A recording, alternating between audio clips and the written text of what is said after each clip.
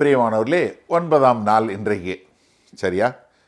இன்றைக்கி நம்ம என்ன பார்க்க போகிறோம்னா, காட்ஸ் சாவரின் பர்பஸ் என்று சொல்லக்கூடிய கர்த்தரின் சர்வ அரசாட்சி. சாவரின்றது ஏக சக்கராதிபதித்தியம், இல்லை சர்வ அரசாட்சி. அதற்கான காரணம் என்ன, நோக்கம் என்ன, அவருடைய அந்த காரணம் என்ன, நோக்கம் என்று சொல்லக்கூடியதாக ஆதியாகமம் 50வது அதிகாரம் 20வது வசனத்தில் பார்க்கிறோம். நீங்கள் எனக்கு தீமை செய்ய நினைத்தீர்கள், தேவனோ இப்பொழுது நடந்து வருகிறபடியே வெகு ஜனங்களை உயிரோடே காக்கும்படிக்கு அதை நன்மையாக முடிய பண்ணினார். எப்படி? இங்கே யோசேப்பு தன்னுடைய வாழ்க்கையில் சொல்லக்கூடிய ஒரு காரியம், வாழ்க்கையினுடைய முடிவில் சொல்கிறார். இப்போ நீங்கள் யோசிச்சு பாருங்கள், யோசேப்பு என்னெல்லாம் பாடுபட்டார். அவரை தூக்கி என்ன பண்ணாங்க, குழியில் போட்டாங்க. அதற்கு பின்பாக சட்டையை கழட்டி என்ன பண்ணாங்க, ஒரு அடிமையாக விற்றாங்க. அடிமை மார்க்கெட்டில் ஒன்றும் இல்லாமல் நிர்வாணமாக இருந்து பாத்திபர் வீட்டுக்கு போனார். அங்கே வேலை பார்த்தார். அங்கே பொய்யான குற்றச்சாட்டு சொல்லி சிறைச்சாலைக்கு வந்தார். சிறைச்சாலையிலேருந்து எகிப்துக்கு பிரதம மந்திரியாக வரக்கூடிய ஒரு பெரிய பொசிஷனுக்கு வந்தார். ஆனால் என்னென்னா, இதில் இதெல்லாம் முடிஞ்சதுக்கப்புறம் நீங்கள் தீமை செய்ய நினச்சிங்க, ஆனால் என்ன கர்த்தர் நன்மையாக மாற்றினார். இதில் என்ன என்னன்னு தெரிஞ்சு கொள்ளுங்க. நம்முடைய வாழ்க்கையில் இருக்கிற ஈவில் சொல்கிறோம் இல்லையா, he did not deny the evil. பொல்லாத காரியத்தை இல்லைன்னு சொல்லலை. நல்லா தெரிஞ்சு கொள்ளுங்க. நம்ம வாழ்க்கையில் தீமையான காரியங்கள், பொல்லாதானவைகள் நடக்க தான் செய்யும். அது சில நேரங்களில் மனிதர்கள் நடப்பிப்பாங்க, சில நேரங்களில் இயற்கையில் நடப்பிக்கும். ஆனால் நம்ம என்ன புரிந்து கொள்ள வேண்டும், அதற்கான நோக்கத்தை புரிந்து கொள்ள வேண்டும். இதற்கு பின்பாக தேவனுடைய கரம் இருக்கிறது என்பதை நம்ம புரிந்து கொள்ள வேண்டும். நீங்கள் தயவு செய்து உங்கள் வாழ்க்கையில் இருக்கக்கூடிய ஒரு காரியத்தை எழுதுங்க. ஏன்னா இதில் இது சின்னு உண்மை, சின்னு real, evil is real. People, உங்களை சுற்றி இருக்கிற மக்கள் உங்களை காயப்படுத்த தான் செய்வாங்க. என்னென்னா, இது மனிதனுடைய காரியங்கள் உங்களை காயப்படுத்தி தேவனுடைய நோக்கத்தை நீங்கள் காண முடியாதபடி உங்களை தடை செய்து விடக்கூடாது. என்ன கர்த்தர் என்ன பண்ணுவார், மனிதன் செய்யக்கூடிய எல்லாவற்றிற்கும் மேலான ஒரு ஓவர் ஆக்டிங்காக என்ன பண்ணுவார், அவருடைய நோக்கத்தை நடப்பிப்பார். ஏன்னா கர்த்தர் என்ன பண்ணுறாரு, இங்கே அவர் ஒரு பெரிய ஒரு காரியத்தை எப்போவுமே தெரிஞ்சு கொள்ளுங்க. உங்கள் வாழ்க்கையில் நடக்கூடிய ஒரு பொல்லாத காரியமாக நல்ல காரியமாக இருந்தாலும் அவர் எப்பொழுதுமே அதை கொண்டு எப்படி மக்களை மீட்க முடியும், எப்படி அவர்கள் ரட்சிக்கப்பட முடியும் என்கிற காரியத்தை தான் கர்த்தர் நமக்கு இங்கே காட்டக்கூடியதை நம்ம பார்க்குறோம். ஏன்னா இங்கே பார்க்கும்போது ரொம்ப நேர்த்தியாக அழகாக நம்ம பார்க்கக்கூடிய காரியம் என்ன, நீங்கள் எனக்கு தீமை செய்தீங்க, கர்த்தர் நன்மையாக மாற்றினார். எதற்காக? அநேக ஜனங்களை ரட்சிக்கும்படியாக, அவர்களை காக்கும்படியாக, அவர்களை பாதுகாக்கும்படியாக கர்த்தர் கொண்டு சேர்த்தார் என்று சொல்லக்கூடியதா.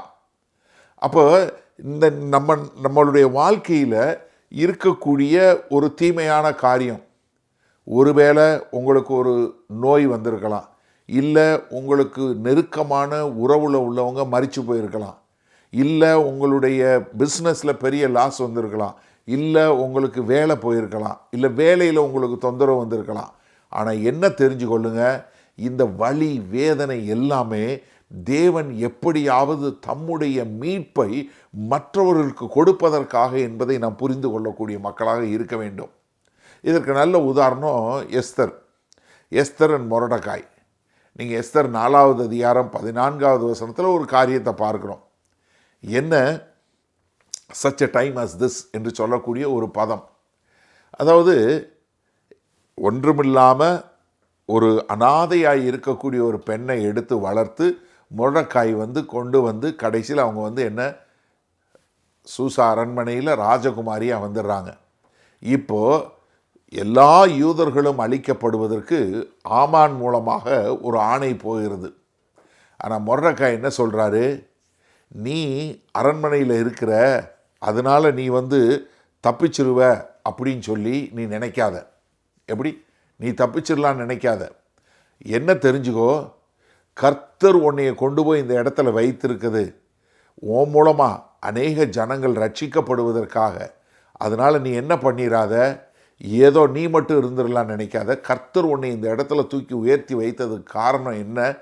உன் மூலமாய் மற்றவர்கள் ரட்சிக்கப்பட வேண்டும் என்பதற்காக. எனக்கு அருமையான சகோதரனை சகோதரியே, உங்கள் வாழ்க்கையில் இன்னைக்கு நன்மையோ தீமையோ இது எல்லாமே கர்த்தருடைய ஆளுகையின் கீழே இருக்கிறது. இந்த எல்லாமே என்ன பண்ணுது? உங்கள் மூலமாய் ஜனங்கள் மீட்பிற்குள் ரட்சிக்கப்படுவதற்காக என்பதை நீங்கள் தயவு செய்து மறந்து விடாதீர்கள்.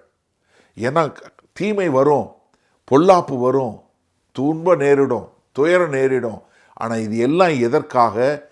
மற்றவர்கள் மீட்கப்படுவதற்காக கர்த்தர் எல்லாவற்றையும் சரி செய்யக்கூடியவராய் இருக்கிறார். அவர் நடக்கிறது எல்லாம் நன்மையாக நடக்குன்னு சொல்லலை. ஆனால் நன்மைக்கு ஏதுவாக மாற்றக்கூடிய தேவன் என்ன? நம்மை அவர் என்ன ரட்சிப்பின் பாதையில் கொண்டு போகக்கூடிய தேவன். கோரி டென் பூம் அப்படிங்கிற ஒரு சகோதரியை பற்றி நீங்கள் கேள்விப்பட்டிருப்பீங்க. இந்த கோரி டென் பூம் யார் அப்படின்னு சொல்லி பார்த்தீங்கன்னா, அந்த நாட்களில் அஸ்ட்விச் கேம்ப் என்று சொல்லக்கூடிய கான்சன்ட்ரேஷன் கேம்ப், அதாவது யூதர்களை ஹிட்லர் அழிக்கக்கூடிய ஒரு காரியம். அப்போ இந்த சகோதரியும் அவங்களுடைய சகோதரி 2 பேரும் என்ன பண்ணாங்க? ஒரு ஒரு அந்த கான்சன்ட்ரேஷன் கேம்பில் இருக்கும்போது ஒரு காவலாளி, பர்டிகுலராக ஒருத்தர் அவர்களை, ஏன்னா அவங்க சிறைச்சாலையில் அவங்கள பூரா நிர்வாணமாக்கி ஒரு துணி கூட இல்லாமல் வைத்து பயங்கரமாக கொடுமைப்படுத்தி அவர்களை கற்பழித்து அவங்கள அவ்வளோ கொடுமைப்படுத்தி அவங்க சகோதரி இறந்து போயிட்டாங்க.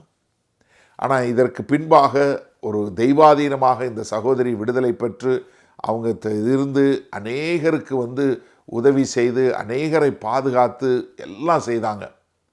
இதெல்லாம் முடிஞ்சு இவங்க கடைசியில் அமெரிக்க தேசத்துக்கு வந்தாங்க.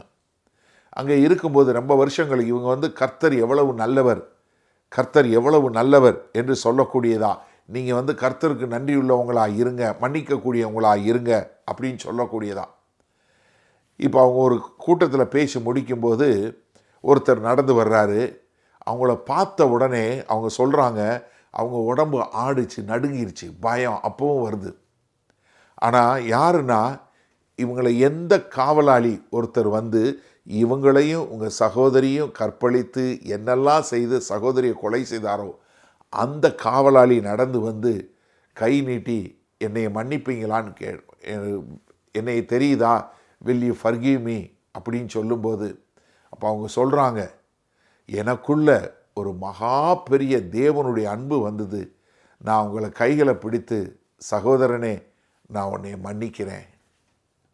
எப்படி பாருங்க, எப்படி எவ்வளவோ பேரை கொலை செய்து என்னென்னமோ செய்து தனக்கு பர்சனலாக அவ்வளவு காயப்படுத்தின ஒருத்தன் நிற்கும்போது அவனையும் மன்னித்து, இதன் மூலமாக இன்றைக்கி நான் எல்லாரும் முன்னாடி நின்று என்னுடைய வாழ்க்கையினுடைய காரியங்களை சொல்லி அநேகருக்கு தேவன் எவ்வளவு அன்பானவர், எவ்வளவு நேசிக்கக்கூடியவர் என்று சொல்லக்கூடிய ஒரு காரியத்தை, தேவனுடைய மன்னிப்பை குறித்து சொல்லி கொடுக்குறேனே, அதற்கு அவரும் ஒரு காரணம். அவரையும் நான் மன்னிப்பேன்னு சொல்லி மன்னிக்கக்கூடிய ஒரு காரியம் வந்தது பார்த்தீங்களா?